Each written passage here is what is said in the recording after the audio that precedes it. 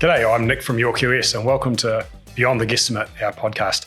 I've been involved in the construction sector since 1993 and pretty much that whole time I've been frustrated about how the building industry works, and I've been really passionate, and a big part of our business and how our business works is looking for ways we can improve it and trying to make things better and trying to look for opportunities to improve the industry. We call out the sort of ethos of our business cost-informing design. So that's not cost-driven design. So it's not trying to drive cost out of the design. It's about understanding the cost impacts of design decisions. And we see a lot of what we've been doing with our work and our technology is trying to bring the gap between when the decision's made and understanding the cost together. But all of that's not really a lot of good unless you can execute the project well. And so today we're going to focus a bit on project execution. So working with somebody like us to get a good cost estimate at the beginning of the project is obviously important, because if you don't have a good estimate to start with, then you're on the downhill slide all the way through. We have really good systems to ensure we give a good estimate and try and make it as accurate as possible. And we look to work with clients and builders that have really got a good understanding of how to make that happen. Residential construction is actually really complicated. A typical project will involve 60 or 70 different trades, and you've got to coordinate all of those and get them all going together and happening all at the right time. So there's so many things that could potentially go wrong in a project. And I believe one of the big opportunities in the industry is actually this whole project management area and scheduling. It's something that we're going to look at in the future. So we've done a lot of work with the estimating part of it. I want to look at scheduling at some point. It's not something we're doing just yet. But I see it as a real opportunity, and there's a lot of value being able to unlock that. So today we've got Anthony Kane from Kane Build Group, who's going to work with us. We'll talk with us today about execution. He's been a client for, we were trying to remember, 5 or 6 years, something like that. Yeah, if you're not good at execution, it really, all of the rest up the front doesn't really matter. If you've got a good estimate, yeah, great. If you've got a good client, a good scope of works, great. But if you can't execute, you're really going to be in trouble. And I believe it's a big part of a lot of the business failures that we see in the construction sector. So we want to unpack things a bit with Anthony. A big part of Kane's value proposition and what they look to offer to their clients is their ability to manage projects and execute. So Anthony's been willing to let us pick his brain a bit. So we're going to get the opportunity to learn a bit about his experiences and what he's learned about this execution of projects. So I guess we'll start off with the beginning. So how long have you had Kane Group, and how long have you been going in that business? Yeah, thanks, Nick. Straight out of school, I jumped in with my brother-in-law doing aluminium joinery. Was the first thing on high-rise buildings around Auckland. So I did that for a few years, also doing quite a lot of landscaping and decks and fences and stuff like that. I knew I wasn't getting where I needed to get to with aluminium joinery, so I jumped out there to become a builder, and wasn't really good at school and stuff like that, so I knew I was going to probably fall into a trade. I was good at even measuring what half of something is. So I jumped into building, doing renovations for a small company at the time. And then they grew quite massive. So I saw what a small company and what it can turn into rapidly, and what the turnover sort of needed to be. Fast forward from that, I got my ticket, and they were really good builders, especially the ones that I started my time with. So that was cool. Went on my honeymoon and then came back, as you do, had everything on the visa, and came back, and I rang my project manager, and he said, "Haven't you heard we're getting liquidated?" So I went straight out building decks and fences full time. And then my wife then, or now, is... Your first wife. Yeah, is a chartered accountant. So she used to do my quotes and everything after work, and did that for quite a number of years, and then into renovations. And then obviously, like we do, we get into labour-only contracts, where you've really got to move fast. So I've done a lot over the years, and I've learned a lot what to do and what not to do. So what sort of building is Kane focusing on now? What we're focusing on now is mainly quite architectural new builds. Also a lot of passive and healthy homes. Right. Yeah. So, and big renovations. Yeah, that's us. And what sort of area do you typically operate in? We love the North Shore and up, but we've also got one in the South Island. So we're quite vast. We've got crews north and south. Okay. So, yeah. So what do you think differentiates you against the competition and so the other builders in the spaces that you work in? I think experience, and have gone through a lot in the time that we've been in business. So that's like 20 odd years. And it hasn't been easy, you know. There's been periods that works fantastic, and there's times where, you know, you've got the client and you've got the price, and they're not working well together, and it's messy, and you're losing sleep, and you're doing all of that. So now what we do is we get clients in as early as we can, like when they're dreaming it, or they've got a piece of dirt or whatever, so we can really get to know what the budget's going to be early, you know. Yeah. And then we can go from just a dream idea into a concept where we're lucky enough that you've been doing a lot of our work, so we can send that to you after we've had the rundown. We've run down our subtrades, so we can tell them to give us an estimate, so you're not having to stab in the dark as much. I don't know if I'm talking too quick or just getting straight into it. Yeah, get into it, yep. Yeah, so ideally we get them right early, then and there. We ask the difficult questions, the dream budget, the realistic budget. Then we can go into getting it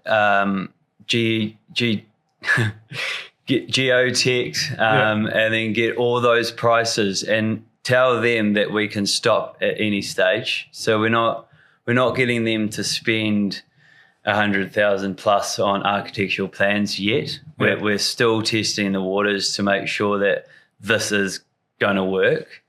Because, you know, there's like nothing worse than getting a job put on your table, awesome effort, the architect's done fantastic, but they haven't had it QS from builder. You know, like it's sort of like, I'm quite passionate about this because it needs to change. Like when people are looking for an architect, they should be looking at a builder at the same time, so we can all work together, because we can fix price our contracts only because we've been there with the architect and the engineer. We're getting it price checked from you the whole way through it. So we can fix price that, and we've got a happy client at the end of the day that refers us to more people, you know, and that's down to having the steps that we've got in place now, but learning those steps over all the time in the past. Where it didn't work. But learning something from it, you know, like at least if you make a mistake, you can learn from that mistake. And it's building, and your job and everybody's job, like you can always get that little bit better. Yeah.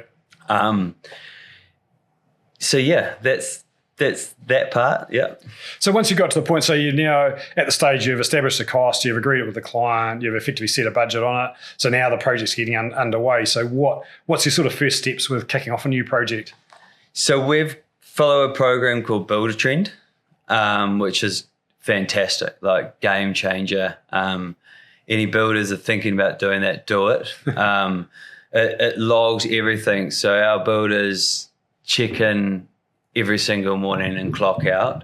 The client or the developer can have sort of as much information as they'd like on that. So we'll have when our electrician's coming, when our plumber's coming, that sort of thing.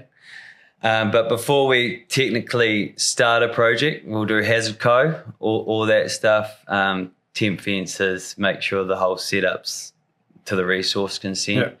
then we'll induct the client. We've found that we've got to get a lot stricter with our clients. That means they don't really just pop in whenever they like, because when it comes to down the road a bit and things are taking longer than what they're supposed to be taking, some people can talk for a little bit too long to the builders, and they haven't got to where you think they're going to be that day. So, and you don't actually get as much value out of those meetings as you would booking it in. Yeah, right. Yeah. So we'll book in, if we've got a client that's just wants to be part of it, we'll do once a week. Some of our clients live overseas, so we do a lot of short videos and pictures and upload that onto there. Yeah. And they love that because it's so transparent. We can put some of your information in there also, so we know where we're clocking timber-wise and all of that sort of aspect. Yeah, so I know we give you our takeoff in a format that you can import straight into Builder Trend. So we just did that earlier this week for a job that you're working on with Anna. So to be fair, I'm not the best person on Builder Trend. I'm probably one of the worst, to be fair. But my guys and my project managers are fantastic. Yeah. I know how to clock in, clock out, and check a few things. But we've got an awesome team that know that part of it. Yeah. And so when it comes to planning the projects, obviously at the beginning, you've worked out. So, well, actually, before we get into the planning, so how do you work out what subtrades you're going to work with? How do you pick who you're going to work with on a project? So we've used a lot of subtrades in the past, and we've found our chosen subtrades that we hold on to closely. Like, you're only as good as your word, right? And I've found if someone says they're going to be there, they need to be there. You shouldn't have to check on them every 5 minutes and then say, oh, are you actually going to be there? With Builder Trend, it does that. With these guys, we know they're going to be there because my project manager, Simon, he's been in the game a long time. He's 45 plus in the building industry. So he's obviously got some really cool connections too. Yeah. So it's like working as a team, So there's no going out for three prices or any of that sort of thing. It's building a relationship. We still have to do the old price check because humans can be a little bit funny like that. So we still, and we're not the only builders out there. So you should be probably checking with a couple of reputable builders. But you've got to know that the cheapest price does not mean anything. Like it's not the right way to go. Like if you do the steps at the start, like you asked me, there shouldn't be any fight on the price. The price is what it is per square meter for that because we've built it. So we know exactly where that steel is going to be, where that's going to connect to, all of that before we step foot on site. So our speed's much better. We've also got a small factory where we can do our pre-nail frames, all our SIPS components, we can cut all that stuff in there. So you've now got your team of trades together, you've worked out the price and so on. Then when it comes to building the plan, so working out what sequence you're going to do things, how you're going to coordinate that stuff. So I presume you're using Builder Trend. Yeah. So it's got that sort of capability in it. So how do you go about that part of the process? So when it's gone that far, we sit down around our table. We do a little bit of human effort and we sit down and we've obviously checked where power lines are, all the, where we're connecting power to, all of that sort of stuff. So we know that civil, we have to have them in for 3 weeks. We do our timeline. Builder Trend helps us with that. Actually, your information helps us with that too. So that's the key. We've got milestones that we have to hit on Builder Trend too. So we can see early on if there's going to be any niggle on price, anything like that. and that's where Anna or Simon will give you a bell. Yeah, right.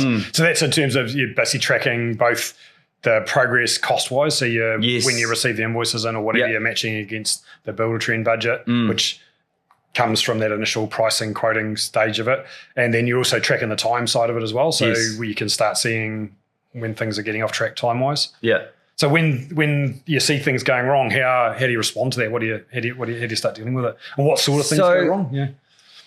Even back to, I'm going to jump one way and then come back to that question. But with our clients, we're the go-to person, right? So if our geotech comes to us, they send it to us so we can digest what it actually is, because there's nothing worse than a client getting something and they haven't really read one before, and then they start freaking out because there's soil that's wrong over here and that sort of thing. So we come up with a solution before we go to the client. So that's back to your question.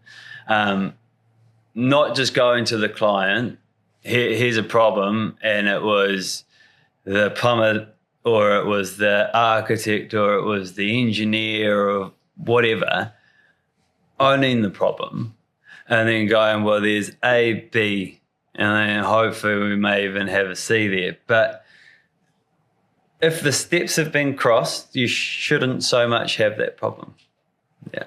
So what sort of trades do you find, when you 20 years, you've had probably experienced lots of different issues. What would be the one, is there anything that sort of jumps out as a particular trade that's more problematic than others? We've found even, it's really just people, not all, quite a few people these days say something and they don't actually do what they say they're going to do. And for everyone, for this whole experience of building, everyone just needs to do their part in it. Because then if that plumber doesn't come, for instance, we've got to move our Builder Trend, and then we start going into winter months. So there's a big knock-on effect with such small things in this game. But yeah, I could go on, like scaffolders, just heaps. Yeah. So what I pick up out of that, I think is really good, is the fact that you've got it in Builder Trend, and when you say, okay, this bit's delayed, Builder Trend then immediately shows you what the knock-on effects of that is. Yes. And that's a big plus from having a system like that, whereas I suspect the majority of builders wouldn't. They'd be doing that in their head, and some of them may pick up the implications of stuff getting knocked on down, whereas having it structured the way you guys are. Exactly. And it's like the days have gone that you can just go down the road and just grab what you need. Like with your QSing and our knowledge, we can have that in Builder Trend or whatever, and we can make sure it's going to be on site when it needs to be on site. Because like we've all seen winters in the past and stuff, and they go on far too long. You've got to hit what you can do in the best amount of time in the summer months when we can. Yeah. So you touched on before about the client interaction and how much impact that can have on the job. So it's quite interesting that the bad clients, you restrict them to once a week. So, or the ones that they mean real well, but like I suppose bad's not fair, not the right word. Well, there's some that that haven't been ideal, but it's because steps have been missed. Like seriously, like there's nothing worse than hearing the story. Because a lot of clients come into our office even like shaken, broken up really, like they've gone through architects and they've gone through this whole experience and it hasn't been very pleasant, or they're having to build their second home and they just think it's a nightmare. So what we want to do is actually make the whole process actually really enjoyable. Like we're at work more than we're at home. So we've got to find that balance and just do it. Yeah. So it sounds like too that you use Buildertrend as a big part of that communication between yourself and the client. So how long have you been using Buildertrend in this way? Well, we've actually gone through quite a lot of different systems out there.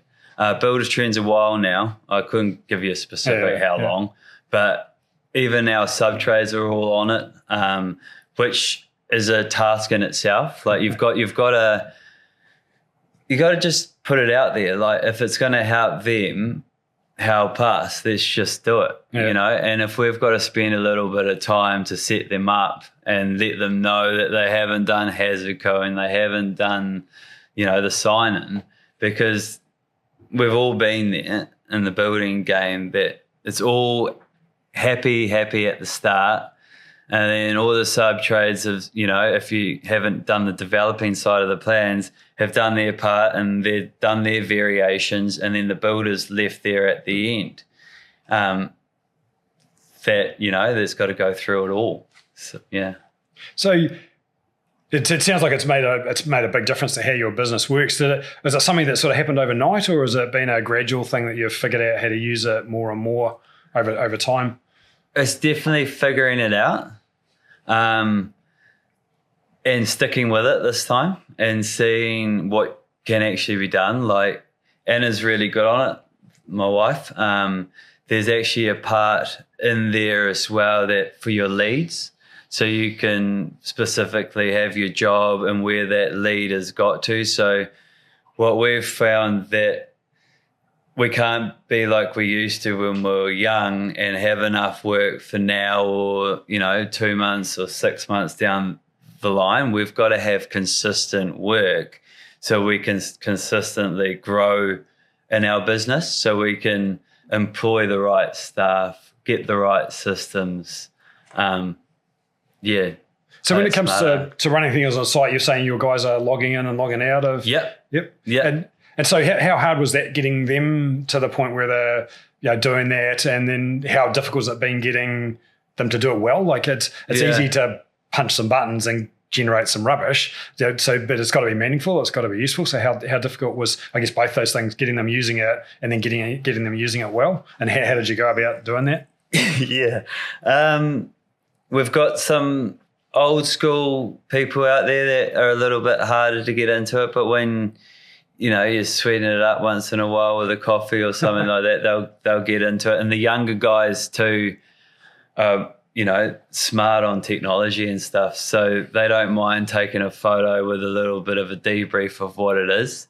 And that truly helps us, especially when we've got labour-only contracts sometimes because we can't fix price on some things, where we've seen them clock in because it will show where they've clocked in from, which, you know, some people don't like that at the start, but it's actually really good because it helps them too. And clock out, so we know how many hours they were there, and just a photo with, you know, a few words on it. And is there a drop-down list or something that they can pick of what they were working on, so that to-do lists and everything, and they can tick them off, which is quite cool. It used to be on a piece of 4x2, and you used to line, you know, those tasks out and stuff. But and it's just sticking in there and just getting that little bit better, and just that's pretty much it.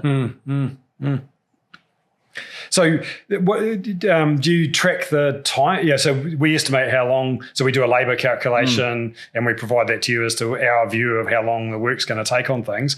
Are you guys tracking what actually happens? We are a lot more now. We were relying on others a lot, but you are good. You're good. We're running slightly under what you're suggesting things are at the moment, and we're sticking to that every single month. We'll make sure that job's making money and everything. Like we've got to backtrack everything because it's not easy to make. You know, if we can have that system in place that make sure that we can see that we're making money and the client's happy and we haven't gone over budget unless it's in the ground. Mainly when we're fixed price, it's in the ground. Yeah. But so if you see something starting to go out, how do you deal with it? So if something's starting to blow out, what's your sort of process for figuring out what to do? So, like I said, it's finding that solution before going to the client. If it's, say, there's a beam that's got to be added or something like that, or a bearer line's slightly different. Yeah. It's a couple of $1,000s. We need to know why we actually need that. Did we miss something back further? But at the end of the day, having that difficult conversation with the client as early as you can and say, this has happened, and this is why, and this is how much it's going to be. Normally it's fine because the rest of it, that's less than 10%. We want to make sure that our fixed prices will not go over that 10%. Yeah. It sounds like you pretty much got it under control, which is great. Yeah, as much as we can at this stage. I know that we can definitely do better, but it's definitely getting easier. What I've found is you've got to have that difficult conversation early with clients and make sure that they've actually got money. Like we've got to check. It's fair. We've got to check clients out as much as they're checking us out. Yeah. Because builders don't actually get paid a huge amount of money for the risk that they do. So we've got to make sure that we're making money. We know that we're going to get paid, and that we want to do your next project, not just this one, and make more money than we should make. We want to be doing your son's house. We want to be doing your referral work. Yeah. Because that's why we stay relatively busy and have forecast plenty of work, because we're honest and we tell them how it is. Yeah. That's great, Anthony. Is there anything else? Any other burning issues or things that you'd like to raise or talk about? If you are thinking building companies, I reckon come and check us at Barrows Point Road, and actually kick it off, even if it's a dream. Like seriously, I'm lucky that I 99% of the time love what I do. I'm quite a creative sort of guy. So that's why we haven't just gone into stock standard houses, So let's make building enjoyable. And thanks for all your effort too, Nick. Okay. Oh, geez. Thanks, Anthony. Yeah. So thanks, everybody. If you want a builder that's really passionate about what he does and does a really great job of organising the jobs and making sure he delivers on what the client wants, then Anthony is a good place to start. If you want a QS that knows what they're doing and has customers like Anthony that say nice things about us, then get in touch with your QS. Thank you.